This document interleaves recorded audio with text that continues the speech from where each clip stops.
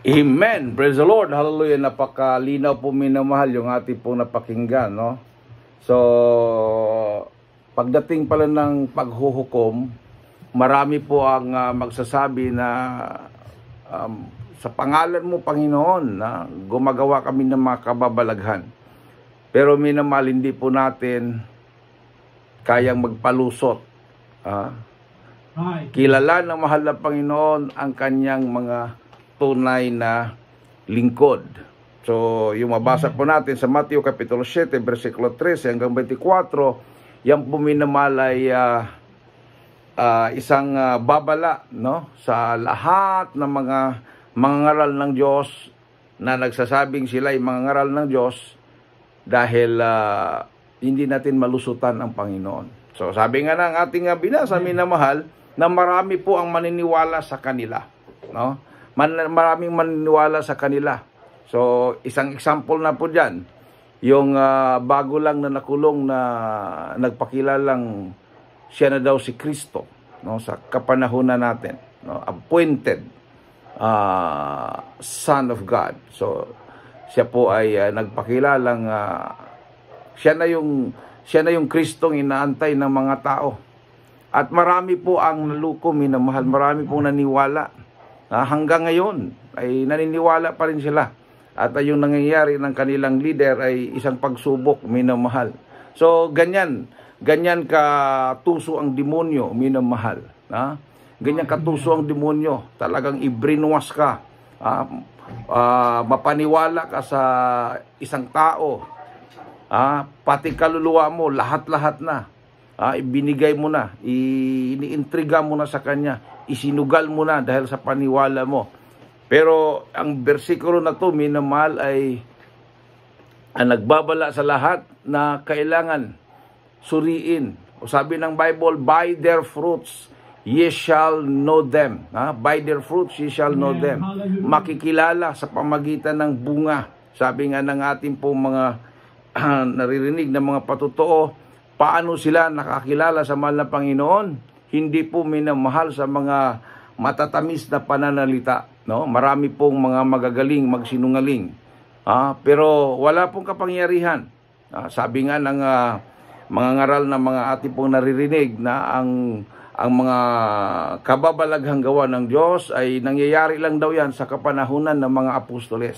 Wala na daw sa ating kapanahunan. Para bang pinapalabas nila, minamahal, na ang makapangyarihan sa ating kapanahunan ay ang diablo na, no? Ang Panginoon parang nagiging powerless na, minamahal. Kasi wala na daw yung mga pagpapagaling ng sakit, yung mga pagbabago ng buhay, binasin na rin yan sa kanila pong mga karanasan.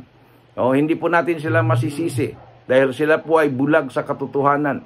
Mahirap po kumbinsihin, minamahal, na ang bulag at talagang isinilang na bulag, kumbinsihin mo na napakaganda ang kapaligiran. Iba't ibang kulay ang iyong makikita, no? Dahil ang nakikita lang po ng bulag ay yung kinagisnan niyang kulay na itim, minamahal, no? Wala na siya ibang nakita, wala na siya makita pang iba pang kulay ng mundo. So, hindi po natin sila masisisi. Itong mga nagpapatawag ng mga Kristiyanong ito, na sasabihin nila wala nang milagro, wala na yung mga himala na yan, dahil yan nga yung kinagisnan nila. So, dapat mamulat sila, dapat makakita sila sa totoong gawain ng mahal na Panginoon. Ganyan din ako noon, minamahal. Hinahanap ko ang milagro, dahil nababasa sa Bible, kailang hindi po nangyayari sa buhay. So, bilang isinilang na Katoliko, hindi po tayo Katoliko na umaangkin-angkin lang na Katoliko. Ako po, minamahal, ay kumbaga naturuan na magrosaryo. Kung rosaryo ang pag-usapan, memorize ko yan, minamahal, no? Nung ako nag-aral ng elementarya, kasi yung lula ko ay mahilig talaga magrosaryo yon, magnovena every 6 o'clock in the evening. Ako, nung hindi na niya makita yung kanyang nobinahan, hindi na niya mabasa, ako na yung pumalit sa kanya. No, mga Latin pa yung binabasa ko, minamahal. No, mahabang pagnonovena yon. So, nung nag-aral ako sa elementarya, naging contestant pa ako sa Rosario, representing our school doon sa Central School. Naglalaban ang mga estudyante na nagrosaryo doon sa loob ng simbahan. Nung ako naman na nag-high school, nakadalo din po ako ng seminar sa kumbinto, yung retreat seminar. At itinuro doon sa mga nagtuturo sa amin na walang kaligtasan. Pag ikaw ay lumabas ka sa Roman Catholic Church, wala kang kaligtasan.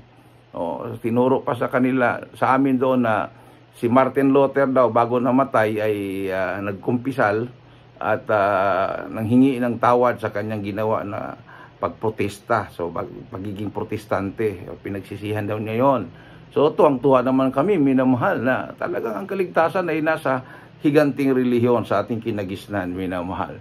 Pero nakikita ko sa buhay ng Kristyano, bagamat nandyan yung pagtuturo, tinuro sa amin ng mga pari na yon, yung mga obispo na nagiging nagturo sa amin sa 3 days na seminar na yon, na ang tunay na Katoliko ay hindi uminom ng alak, hindi naninigarilyo, hindi nambababae, hindi nagdidisco, lahat na yon tinuturo yon. Pero iba sabi nga ng Malapinon, by their fruits ye shall know them.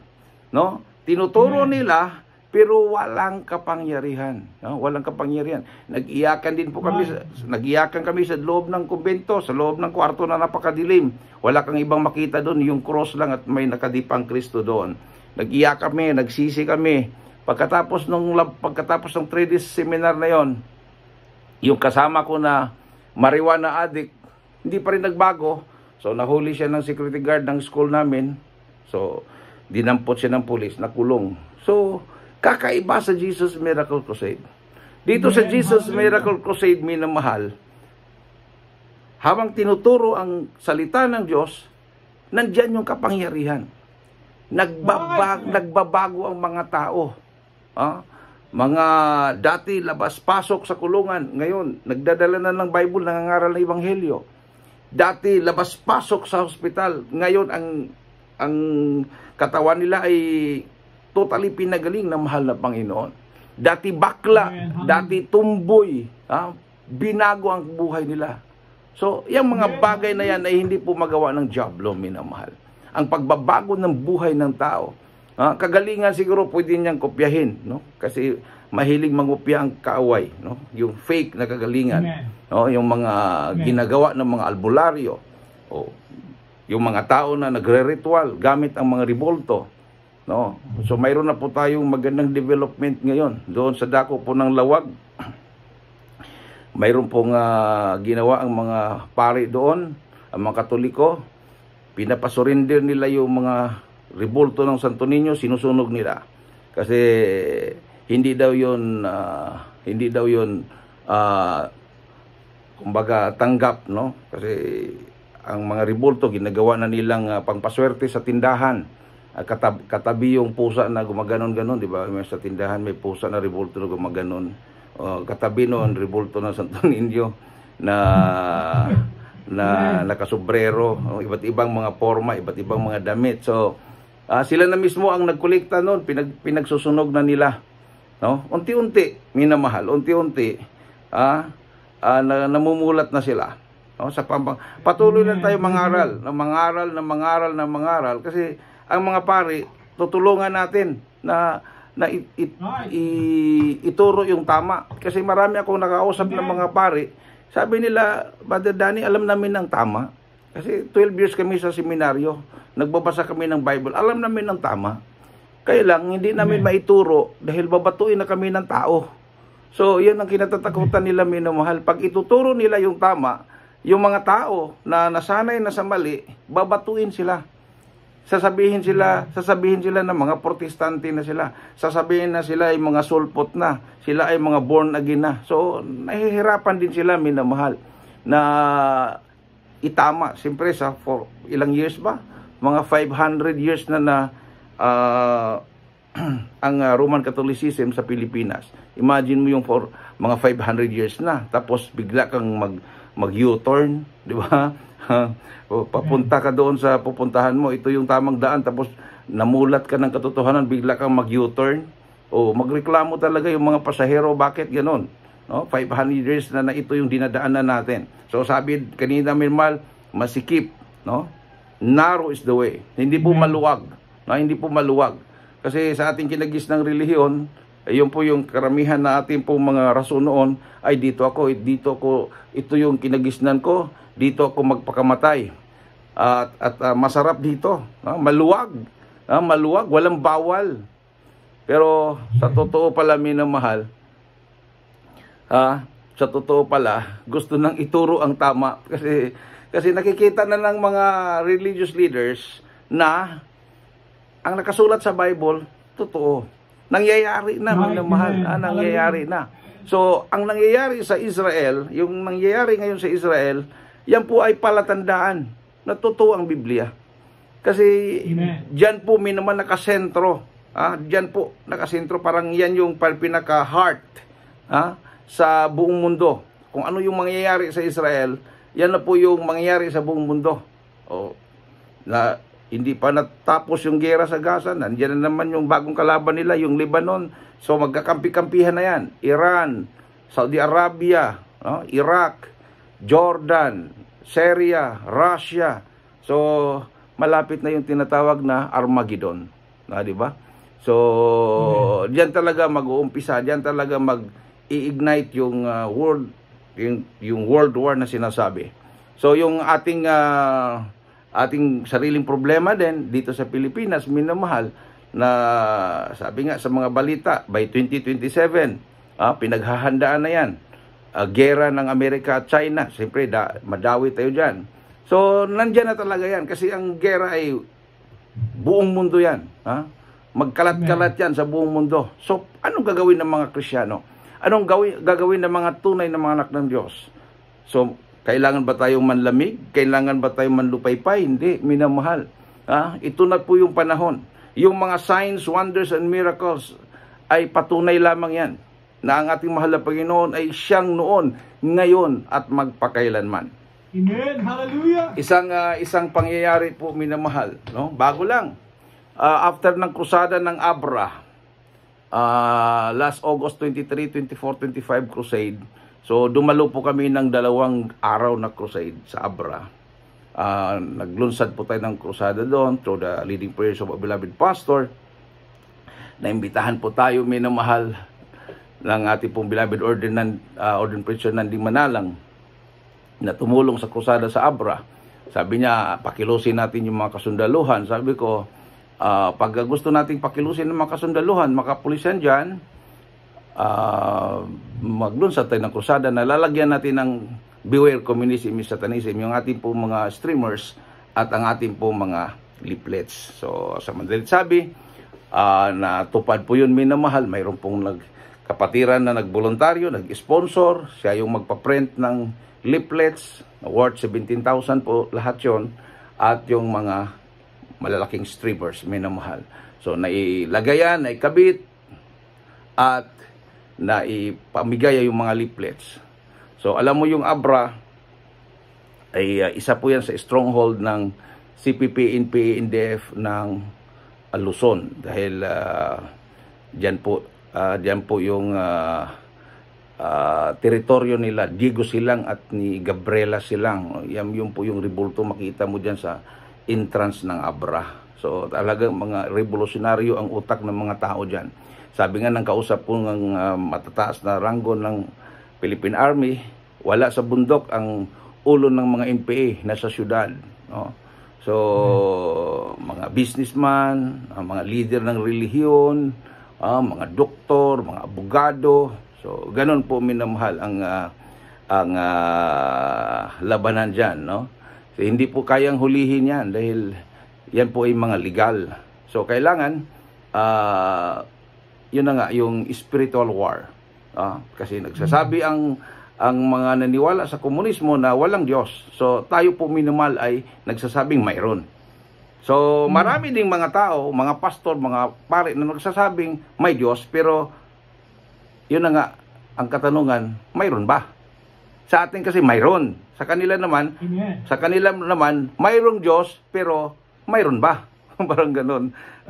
Naniwala sila ng Diyos, pero nagtatanong, mayroon bang Diyos?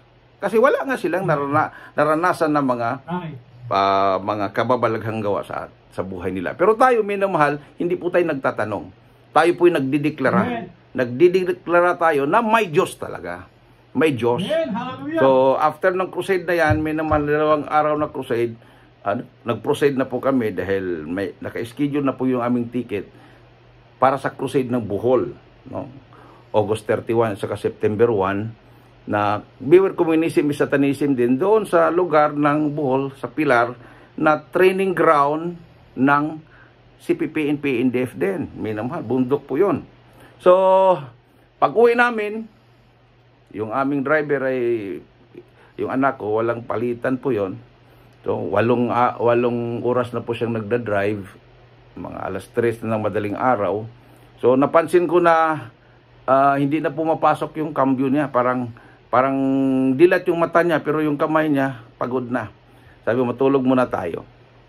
Natulog kami ng 30 minutes o nagiging 1 hour. Pagising namin 1 oras. So, binawi niya yon. Binawi niya yung 1 oras na tulog. Talagang nagpatakbo siya ng mabilis. Umabot ng 120 per hour. So sabi ko, babaan mo yung takbo mo dahil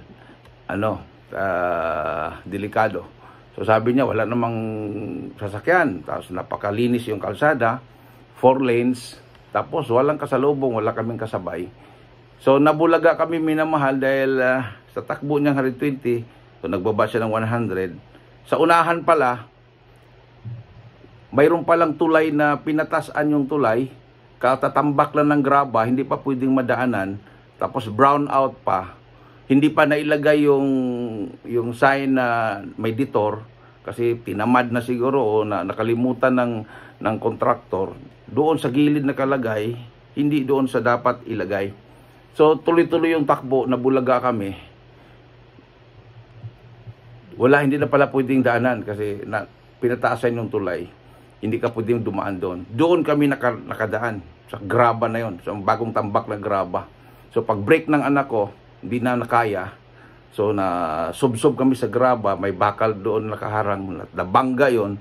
So sa pangatlong break niya, instead na sasampa kami sa tulay, na iliko kami sa kaliwa, mga 10 feet yung binagsakan namin, lumipad yung sasakyan. 17 po yung passengers. Lumipad yung sasakyan, hindi namin alam kung saan kami babagsak dahil brown out. Detour pala yon, kalsada pala sa baba yon. Bumagsak yon, nag-rebuke na kami, akala namin patay na kami lahat doon. Tapos doon kami nilagay ng malapinon doon sa gate ng bahay, sa gate. Bumangga kami doon, nakapikit ako. So pagbagsak, dandahan kong dinilat yung mata ko, akala ko langit na minamahal. Pagdilat ko, nakita ko yung gate. Akala ko gate na ng langit.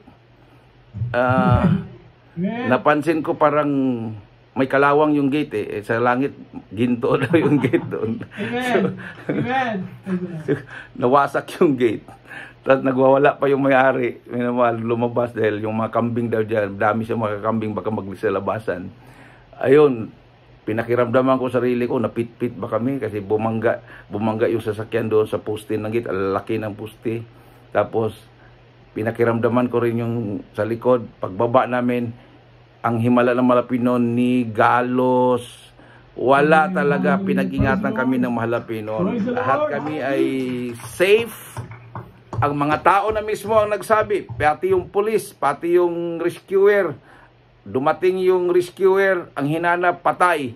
Wala siyang mahanap na patay. Ang makina ng sakyanan namatay. Pero yung mga pasahero, buhay na buhay, minamahal.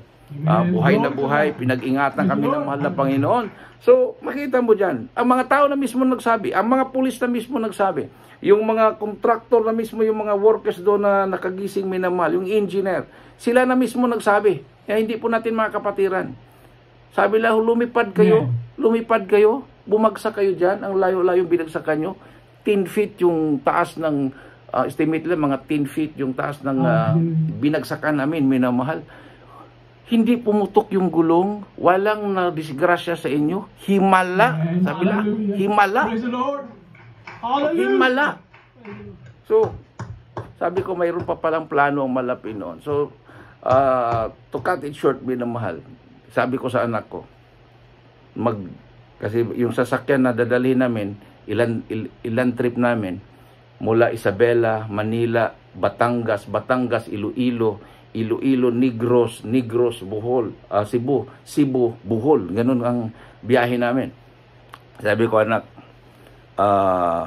huwag ka nang lalampas sa 60. Bago lang kami na disgrasya, talagang kailangan magbiyahe papunta sa Krusada. So, huwag ka nang lalampas ng 60. Patakbo kami 40-60 sa South Luzon Expressway. Ang takbo ng mga sasakyan dyan, 120, 180. Pero, binawalan ko siya. Sabi ko, 60 ka lang. Mahirap din pala pag mabagal yung takbo. Nakatulog siya. Hindi ko alam na straight yung daan, 6 lanes kabilaan, 6 lanes. Tapos straight yung daan, mayroong bumulong sa akin, tingnan mo ang anak mo. Pagtingin ko sa kanya, nakapikit. Nag-drive na tulog, minamahal. Sabi ko, hindi ko naman siya binigla dahil baka biglang ikabig yung sasakyan, makras kami, madisgrasya kami. Dahil dahan-dahan ko. Sabi ko, Daniel. Tapos nakapikit. Nakadilat siya, pagdilat niya. Nakatulog ka? Sabi niya, ang bagal kasi ng takbo pa. Tapos, ang bagal kasi ng takbo. Tapos pagod na rin. Nakatulog, ilang minuto yun. Pero nandyan pa rin ang pag-iingat ng mahal na Panginoon. Amen. Hallelujah. So, Praise the Lord. talagang nandyan. Pag hindi mo pa panahon, minamahal. Amen. Praise the Lord. Talagang nandyan pag-iingat. Pero kung panahon mo na, kahit nakahiga ka lang sa katre mo, Right. Amen. nandyan ka lang sa air condition na katre, nakahiga ka lang dyan, sa Canada yata, hindi na kailangan aircon dyan, malamig na dyan eh. Kung panahon mo na talaga, magulat ka na lang, hindi ka na makagising. No? Kahit nandiyan nakahiga ka lang. So, sabi nga ni Apostol Pablo, for to me to live is Christ and to die is gain. Amen. Praise the Lord. So, nakapagkundak po tayo ng krusada doon sa Bohol. Doong 2 days crusade na yon. Ang mahal na Panginoon nagpadala po ng mga may sakit. Mayroon po mga bedridden, may mga nakasaklay, may naka-wheelchair. Sabi ko, mahal na Panginoon, galing pa kami ng Abra. Tapos itong mga tao na to ay sila po ay naghanap ng kagalingan, no? Mga kababayan nating mga Katoliko na matagal na sa relihiyon na sila po ay walang kagalingan sa kanilang mga sakit. Andoon, dumalo, minamahal. So, sabi ko, mahal na Panginoon, sa pagdalangin mga pastor, ipagkaloob mo sa kanila ang kanilang pangangailangan. So, right after baptism, yung pangalawang araw, lahat na yun minamahal. Yung mga mayroong nagbilang ng tao na hindi makabangon, pinalakad ng mahal na Panginoon yun.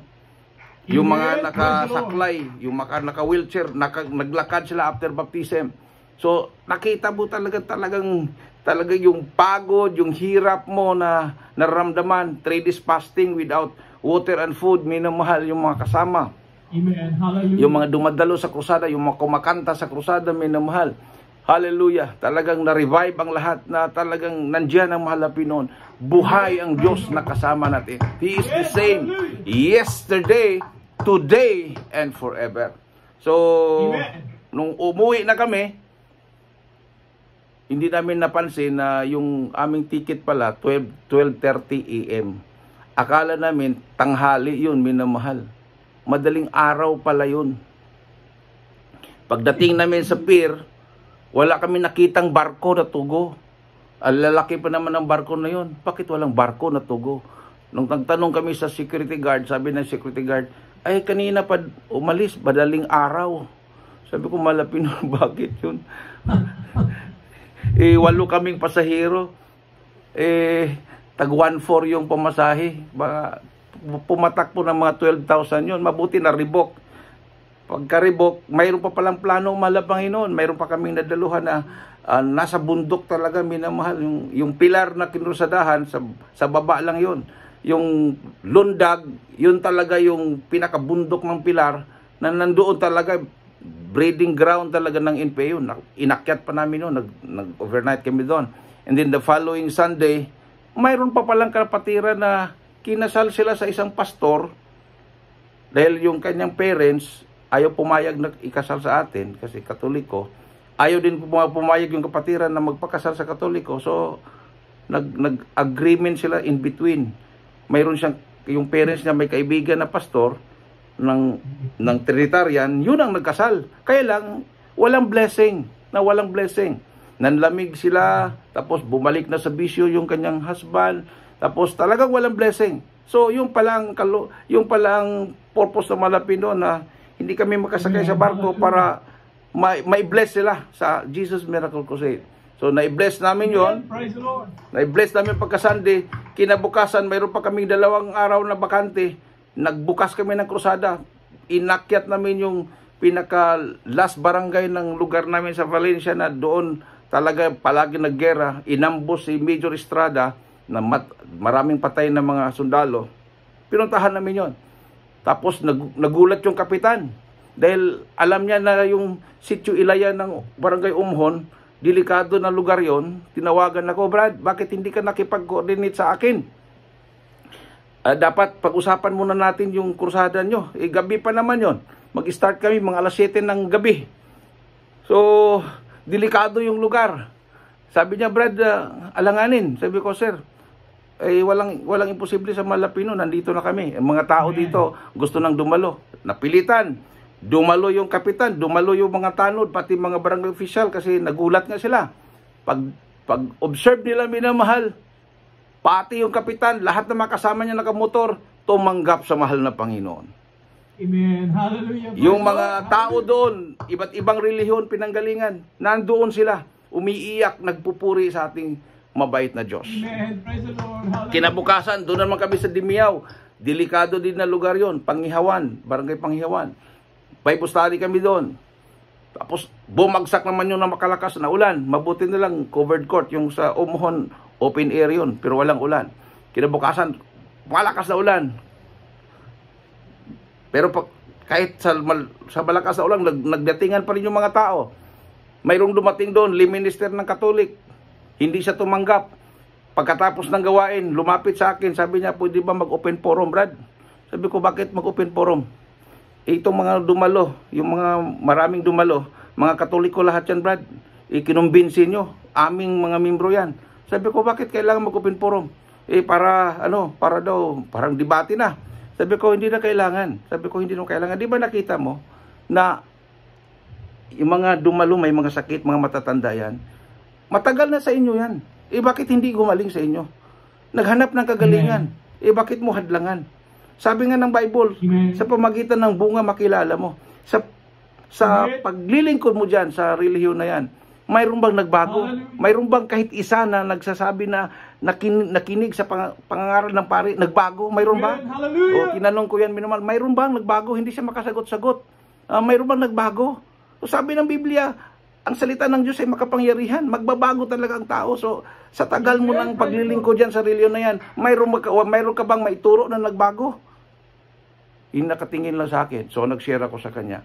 Yes na lang siya ng yes. Amen. Nag-amen na lang siya ng amen. Halos isang oras kami nag-uusap. Minamahal, wala na siyang may kontra dahil yung mga patutuo, yung mga himala, yung mga kababalaghan, wala sila minamahal. Tayo ang mayroon. Tayo ang mayroon. So, sabi ko sa kanya, sabi ng Malapino, I will build my church. I will build my church. Nung first coming na Malapay noon, mayroon siyang itinatag na church. Yun yung nagiging martir, pinugutan ng ulo. Hindi po sila umatras sa kamatayan. Dahil yung church na yun na tinatag ng Malapay, matatag ang kanilang pananampalataya, matibay. Sabi nga ni Apostol Pablo, para sa akin ang mabuhay, para kay Kristo ang mamatay, pakinabang. So matibay po yung kanilang pananampalataya. Yung first coming na mahal na Panginoon, sila po yung nagiging martir. Pero sa second coming ng mahal na Panginoon, bago ang kanyang pagbalik, mayroon din siyang itatag na grupo ng mga tao na matibay ang pananampalataya, na siyang sasalubong sa mahal na Panginoon panahon ng kanyang pagparito, sa second coming niya. So, tinanong ko siya, Katoliko ba ang tinutukoy dyan na inihanda? Kung Katoliko, ang ibig sabihin, ang mga Katoliko umalis na sa mga bisyo, panunugal, pambabae, at itinuro yung kabanalan para ihanda sa pagbabalik mahal na Panginoon. Mayroon bang ganon? Wala siyang may sabi. Wala siyang may sabi, manumahal. Sabi ko sa Jesus Miracle Crusade. Sa Jesus Miracle Crusade, galing sa Iglesia ni Cristo ni Manalo, sa Badista, Saksi ni Jehovah, Muslim, Komunista, Katoliko, Baptist, Protestante, lahat ng mga churches nandito. Amen. Hallelujah. Nagbabago ang buhay nila. Gumaling ang kanilang mga karamdaman. So, tama yung sinabi ng mahal na Panginoon, by their fruits ye shall know them. Yung mga nangangaral na yung mayaman sa pangangaral, nagkaroon ng mga helicopters, mga private planes, malalaking mga arena, nag-Guinness Book of Records pa. Pero hindi naman na-record sa langit yan. Kasi yung mga malalaking arena yan, Guinness Book of Records, pag walang pananambahan, ang nandun, mga concert, halos naghuhubad ng mga babae, nag-concert, nagsayaw, paano ma-record sa langit yan? Hindi wala yan sa langit. Sa lupa lang yung Guinness Book of Record yan. Ang mahal na Panginoon, wala man siyang ipinagyabang ng mga kapilya. Ni isang kapilya nga, wala siyang itinayo eh. Kasi ang itinayo niya, tao, hindi kapilya. Ang itinayo niya, mga tao. I will build my church. The church people po yun. Mga tao na galing sa lusak ng kasalanan. Galing sa lusak ng kasalanan. Yan po minamahal ang itinayo ng mahal na Panginoon. At itatayo niya sa huling araw. So, ginamit ng ating mahal na pastor, gumasto ng unang panahon, wala pang milyon eh. Naglalakad lang ang mahal pastor noong unang panahon. Namimigay ng mga leaflets, naglalakad, nagpapasting, hindi kumakain. So, nag-start ng mga ilang pamilya, hanggang ngayon, milyon na tayo. Amen. Praise the Lord. Hallelujah. Yumaman ba ang mahal na pastor? Hindi. Nandoon pa rin sa tuhod ng panalangin. Hindi pa rin nagbabago yung kanyang pag-ibig sa mahal na Panginoon. Nandyan pa rin siya sa fasting and prayer. Sa kampo ng Abu Sayyaf, siya pa rin ang nangunguna. Siya pa rin ang nanggigising sa amin. Madaling araw, magpuri na tayo. Magpuri na tayo. Kahit pinasukan ng lamig yung katawan ng mahal na pastor na hindi niya maigalaw yung isang kamay niya, minamahal. Pero yung isang kamay niya, pilit niyang tinataas yan. Nagsisigaw, hallelujah, praise the Lord, nagpupuri. Ang mga Abu Sayyaf, gusto siyang gapusin. Gustong gapusin yung kanyang kamay na isa. At lagyan ng damit o yung panyo, yung kanyang bibig, para hindi na daw makasigaw ng hallelujah. Dahil sabi ng mga Abu Sayyaf, pag sumisigaw yung pastor ninyo ng hallelujah, nanghihina kami. Para daw sila nakukuryente. So, Abu Sayyaf na mismo ang nagpatotoo na pag sumisigaw ang man of God ng hallelujah, praise the Lord, para silang nakukuryente. Nawawalan sila ng lakas. Nung unang araw, July 1, nang pagdating nila doon, ako ang nakakaalam na kinabukasan, pupugutan na kami ng ulo. Nung kami nagpuri at napuspos sa presensya ng mahal na Panginoon, minamahal, para akong pagpikit ko sa mata ko, nakakita ko ng kidlat na tumama sa katawan ko, tapos hindi ko mapigilan yung aking sarili. Biglang bumuka yung aking bibig at sumisigaw ako ng hallelujah at nagsasalita na hindi ko maintindihan. Nagprophecy ang mahal na pastor, sabi ng mahal na pastor, victory in Jesus' name. Mga anak, huwag kayong matakot. Nandito ako. Kasama nyo ako. Nagprophecy ang mahal na pastor. Pagkatapos nun, mga ilang minuto yon, nagsisigawan ng Allahu Akbar ang mga Abu Sayyaf. Pagkatapos nun, may namahal, lumapit yung isang Abu Sayyaf sa akin. Sabi niya, alam mo Danny, nung sumigaw ka na, gusto kong kunin yung aking armalite para waswasan na kita, para tumigil ka na. Waswasan na kita ng bala. Ubusin ko sana isang magasin sa katawan mo. Ang pinagtataka ko, hindi ako makakilo sa aking inuupuan.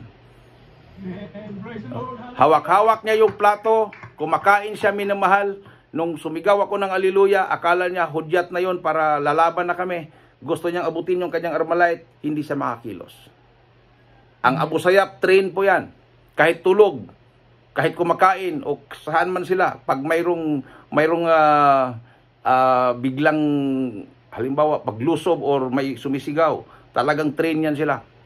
Talagang makuha nila kaagad yung Armalite nila, yung mga baril, paputok sila. Pero yung time na yon, habang kami ay nakaranas sa presensya ng malapi noon, tahimik sila, walang nagpaputok. Amen. At sila'y nagsabi, hindi sila makakilos. Amen. Hallelujah. Nung binaril ang ating malapastor, unang-una, Armalite, yung pangatlong araw na yon. Hindi ko na antay ang ibang mga komander. Tutudasin na kita, Pastor Almeida. Pinaputok sa itaas, pumutok. Sa katawan natin malapastor, kinalabit ng kinalabit, walang balang pumutok. Amen. Hallelujah. Kahit yung kanyang 45, ganoon din. Yung 45 niya, sabi niya, made in USA ito. Hindi ito sira. Kasi sabi ng malapastor, sira yan, plastic yan. Pinaputok, pumutok. Sa katawan ng ating malapastor, ilang kalabit yon, walang kahit isang balang pumutok. So natakot sila lahat. At sabi nila, mga anting-antingan ang mga taong ito. Mga champion sa karate ang makasama ni Pastor Almeida. Natakot sila minmal. Mula noon, hindi na lumalapit sa amin. Nakadistansya na sila. Binigyan sila ng takot ng mahal na Panginoon. So yan po yung prueba. Ito ang tunay na gawain ng malapi noon. Sabi ng malapi noon, I will build my church and even the gates of hell shall not prevail against it. So ito po yung sinasabi ng isang pari na Jesuita na aking nakausap. Mayroon talagang grupo ng mananampalataya na nagmamanifest ang kapangyarihan ng Diyos at sila ang sasalubong sa mahal na Panginoon. Pero sabi ng isang pari na kausap ko, pero sigurado ako, hindi Roman Catholic Church yan. Because my religion is satanic. Siya yung nagsabi. Ang relihiyon nila, satanic. Dahil mayroon siyang mga nadiskubre na hindi kaaya-aya. Mas higit pa sa ginawa ni Kibuloy. So, takot na nga yung ibang pari nagmisa eh. Sabi ng ibang pari nagmisa, paano yan? Kung yung nangyari kay Kibuloy, mangyari na rin sa atin yan. Magpaligid na rin yung mga pulis at huhulihin na rin yung mga pari. Talagang naramdaman na rin nila. Kasi kung ginawa kay Kibuloy yun, gagawin din yon ng gobyerno sa lahat ng mga nangangaral ng Ebanghelyo na may ginawang kalukuhan. So it is a blessing in disguise para ang mga tao hanapin ang buong katotohanan para ang mga tao magkaroon ng kaligtasan. Amen. So, anong gagawin natin para kaya nating labanan sa Satanas? 4:7 ng Santiago, huling talata.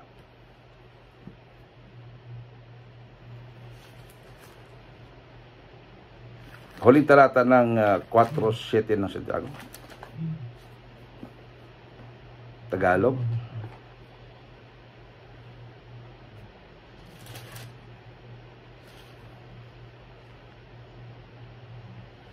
Praise the Lord.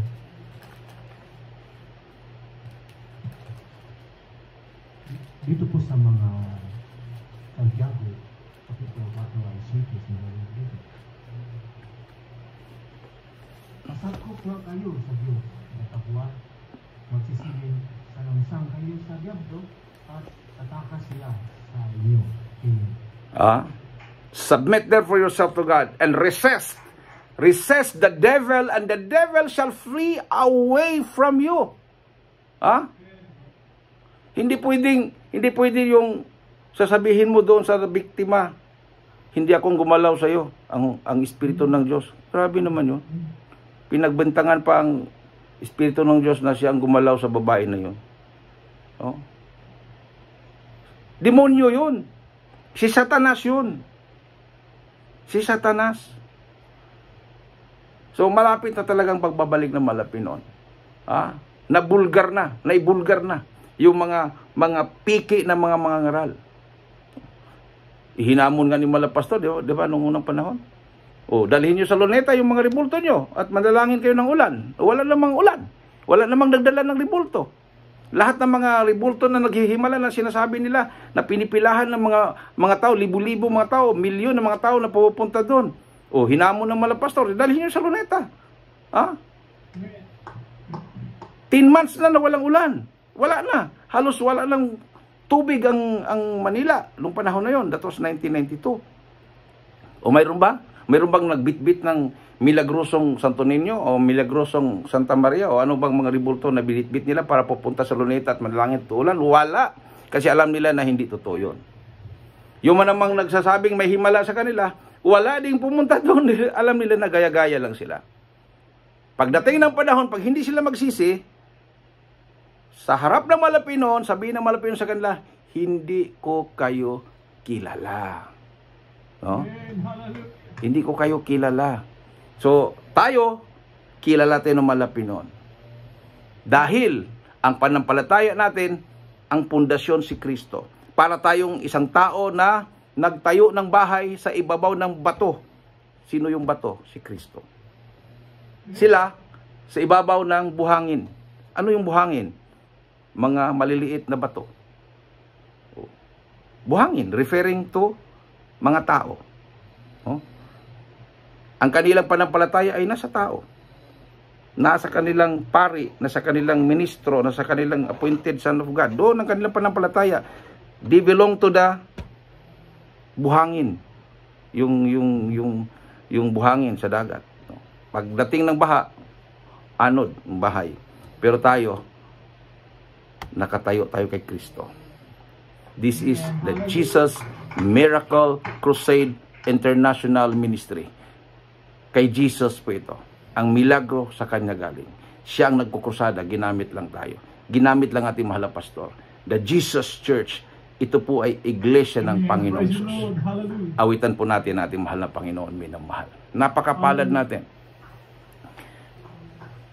Bago ang pagbabalik ng Malapinoon, mamulat ang ating mga kababayan, ang ating mga leader, no?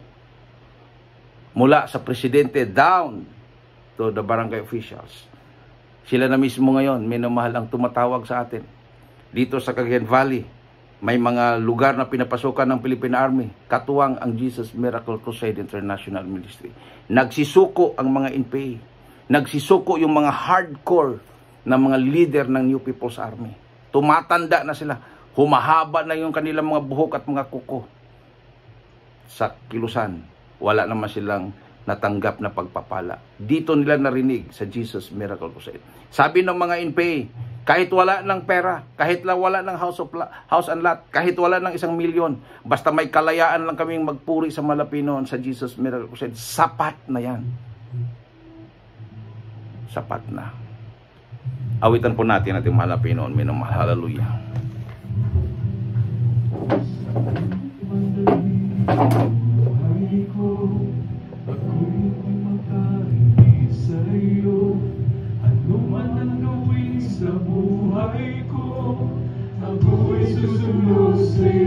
Hallelujah, hallelujah.